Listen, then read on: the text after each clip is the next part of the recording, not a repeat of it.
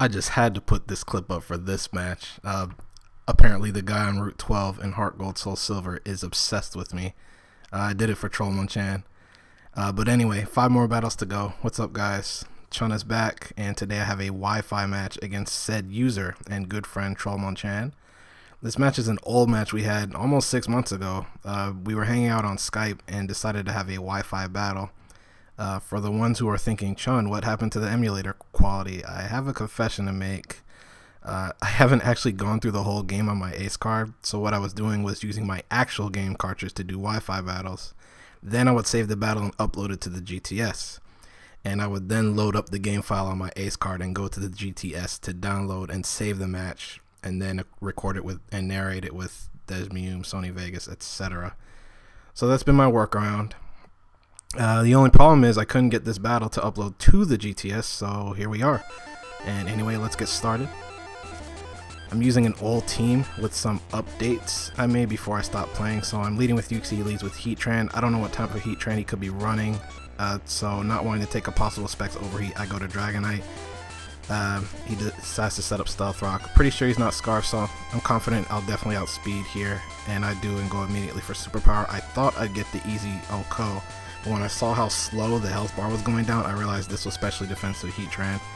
I also tweaked the EVs on this Dragonite, so I'm running less attack EVs now. So those are the 2 reasons I missed the Oko there.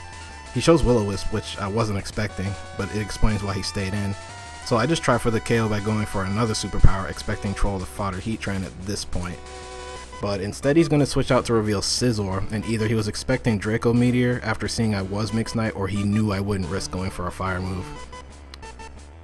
And after the damage here, he's actually going to show that he is carrying leftovers on Scizor, telling me this is a Swords Dance variant. Now I'm carrying Flamethrower, and I thought to go for it here, but I didn't want to get caught in a switching pattern of him going between Heatran and Scizor to wear Dragonite down, which wouldn't take long between Life Orb and Burn damage. And I actually don't have a great switch into SD Scizor, so I'm expecting this one to be the bulky version with Roost from Egbert's team. And I'm not running Heatran anymore, so I ultimately switch out to reveal Jirachi. He switches to Starmie, either expecting the fire move or predicting a Heatran switch on my end. Instinctively, I double switch to my Starmie counter in Quagsire, and he decides to double switch back to Heatran, possibly expecting Thunderbolt. Since he's packing Will-O-Wisp and Stealth Rock, HP Grass is doubtful, so I go for Earthquake to finish off Tran, fully expecting Will-O-Wisp, which he is going to fire off before actually going down. I'm not too worried since I do have a way of getting rid of the burns on my team. I just need to get rid of Heatran first so he can't burn me again. So Heatran's going to go down. He is actually going to reveal a Tyranitar with his free switch here. Now I don't know what type of Tyranitar this could be, but I'm expecting either Dragon Dance or Scarf since he brought it in on a Quagsire. I don't want to Earthquake since it won't do that much damage, and I decided to go for Encore in case he's a Dragon Dance variant. He goes for Crunch, and I didn't see any leftovers or Life Orb recoil, so I know it's definitely choiced. But here I figured since he's locked in a Crunch, so I'm just going to take the easy switch and reveal Scizor, so I can force this thing out after the recoil here. But he's going to actually stay in and go for the Crunch again, and Scizor takes almost half here, and it's at this point I realize that he's banded a turn too late, and Scizor Scarf, so it can't come into a CB Tar. I didn't count the damage on Quag earlier since I figured Quag had minimal investment in defense, so any Tyranitar would do a lot to it. Crucial mistake, and it's going to dictate the rest of the match. I no longer have anything that can switch directly into his Tyranitar, so I decided to U-turn out to get switch advantage. He reveals Zapdos, and it's here I decide I need to go to Yuxi to get Stealth Rock up. There's already been a lot of switching and double switching going on, and it's going to continue for the rest of the match because of Tar. Yuxi's also a liability at this point since it gives Tyranitar opportunity to switch in and is set up farther for Swords Dance Scizor, which I have almost nothing for. So Yuxi's death fodder at this stage of the game. I think it's here that he said on Skype he meant to bring Life Orb Zapdos, which I was fully expecting that to be, but it turns out it was Sub Roost, which is actually a good thing since Yuxi doesn't care about Sub Roost Zapdos. So I go ahead and set up Stealth Rock. He switches back to Tyranitar. I know CBTAR is slower than this Yuxi, so I decided to reveal my new move, Heal Bell, to get rid of the burns my team took from Heatran. Now that it's gone, he locks in the Crunch, which easily OHKOs. And I'm going to go back to Scizor on the free switch. Now, I know here he's going to switch, but Scizor is starting to get low, and I'm not going to be able to pass a Wish to it since Tyranitar will always be the one facing Jirachi, and T-Tar will easily OHKO Scizor straight up if it switches in. So I decided to hit something hard this time around, and so I lock in the Superpower. He switches into Scizor this time though. And looking at the damage he took, it is definitely the bulky Swords Dance Scizor. And I definitely can't stay in now, and I essentially gave him a free turn to do anything he wants. But the only safe switching I have is Jirachi, so I go to it, and he's actually going to decide to reveal the Roost at this point, and not set up since he hasn't seen my last yet. So that narrows down 2 moves that he's got. Most likely he's got Bullet Punch and Bug Bite as his last 2 moves, if this is the Egbert Swords Dance Scizor. So I'm going to go for Wish, expecting Tyranitar to come back in, which he does. There's a few thought processes going on here. I know this is going to be the matchup for the rest of the game, so I'm either hoping I can wear it down with Thunderbolt eventually. I could also scout by using Wish again after Thunderbolt just to see what he locks into, and then pass the Wish to something else that could take a hit and heal up. But that's going to leave Jirachi very low on health. But I proceed with the plan. I go for Thunderbolt. He's going to lock in a Crunch. He gets a defense drop, which that kind of ruins everything in a sense. So I'm not going to be able to proceed with the plan. So at this point, I'm going to have to switch up. Instead of wishing again, I decide to fodder Quagsire, thinking there is no way I can get it back in except through Starmie. But Troll has been playing Starmie extremely well by not bringing it in, since it can't spam Hydro Pump unless Quag is gone. I was hoping to get a free switch after Tar KO'd Quag, but Troll makes a nice play and reveals Flygon. And the reason why it was a good move was because going to anything else I have left is way too risky. And he might have wanted to force me to reveal my last 2, or just simply force Jirachi out, but I have to fodder Quag regardless. He goes for U-turn, and there's no leftovers or Life Orb, so it's probably Scarfed. He brings out Scizor, and I'm going to go back to Jirachi, just because now I just have to try to keep Starmie out, basically.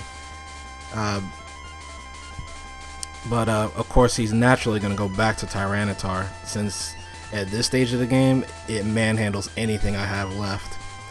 So I'm going to start up the process again, and I'm just going to wish up and hopefully try to get this thing worn down. But this time around though, I'm going to go for Thunderbolt, but he realizes what I'm trying to do. So Troll's going to wise up here. Instead of going for the actual Crunch, he's going to switch to Earthquake after seeing how bulky Jirachi actually is. I guess I could have double switched to Dragonite, but I just didn't want to take the risk. In my situation though, I should have, but hindsight's 20/20. It still doesn't take Jirachi out since I'm running the bold version of Calm Mind Wish. But at this point, I just decide to just sack Jirachi and just get a Wish off for Dragonite. Now, pretty controversial on my end, because Jirachi is the last real pivot I have left for half of his team essentially.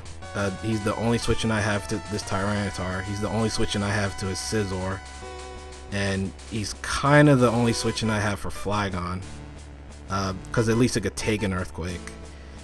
But you could argue that I was already losing at this point, since I had to put Jirachi under a ton of pressure to hold off the physical assault of Tyranitar and Scizor. But either way, what's done is done. So I get the Wish off. He's gonna Earthquake again, take Jirachi down, and I'm gonna bring Dragonite back in after the KO, since I know I'm gonna outspeed it and force this Tyranitar out.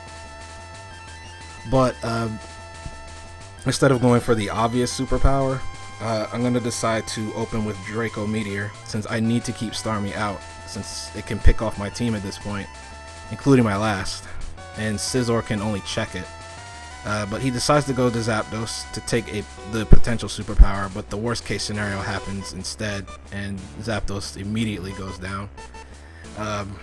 He didn't really need Zapdos at this point anyway. It was useful, but he had plenty of other weapons. But he's going to go back to Starmie after I get my health back with Wish here. And Starmie is going to, at the very least, force me out. Or actually, it's going to force me to reveal my last. It's either that or I have to sack Dragonite, which I'm not going to do. So I reveal my last, which ended up being Tentacruel. The best thing I can do now is try to wear Starmie down and spin away the rocks at the same time, since he can't set them up again. And I'm hoping Dragonite can do enough damage to where Scizor can pick stuff off. But he went for Ice Beam, and I see that it is Life Orb. So I probably don't have to worry about Recover. And I definitely don't here because he shows Thunderbolt as I proceed with the plan. I could have brought Tentacruel in earlier to help wear down Tyranitar faster, but his team isn't really affected by Toxic Spikes that much. And Scizor would have also set up all over it, since this is the standard support Tentacruel set. And I know that Scizor is actually specially defensive. So Surf wouldn't have done that much.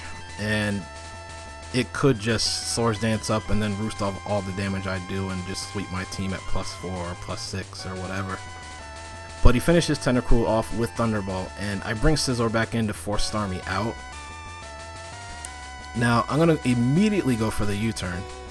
But at this point, he has no choice but to go to Tyranitar, because he has to maintain switch advantage.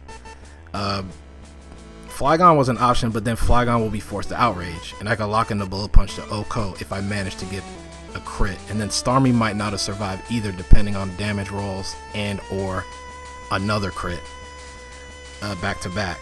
And Scizor wouldn't be good for the same reason, as Dragonite could just threaten Flamethrower. So minimizing hacks was what it came down to there. Tyranitar goes down, and he's going to go back to Starmie as Dragonite comes in without taking Stealth Rock damage this time. But I decided not to risk it here and fodder Dragonite to Ice Beam, and he does Ice Beam knowing I wouldn't risk losing Scizor to Prediction and catching a Thunderbolt or Hydro Pump. In hindsight, I should have, since that would actually give me a better chance to win as long as I didn't get frozen. And he would have to switch out or fodder Starmie, and either Scizor would have to come in, or Flygon would be forced to Outrage, barring amazing Prediction.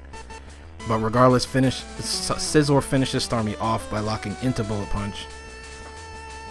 He's going to bring Flygon in, and I have to hope I get the crit that I need, and even then, he's still got Scizor left, so he's pretty much got the game locked up, and I don't even get the crit I needed anyway. And Flygon is going to finish Scizor off with Earthquake, and that's going to be the game. But it was a good match overall. Some controversial plays on my end, especially towards the end where I had to make tough decisions if I was going to win. But I decided not to take risks, which ultimately cost me. And I also learned after the match that Choice Band Tyranitar pretty much owns this team. And it can beat it, but I have to essentially sack a third of the team just to beat it. But anyway, there's 4 more battles, guys. The RMT is also coming up very soon. But until next time, take care, guys. Peace.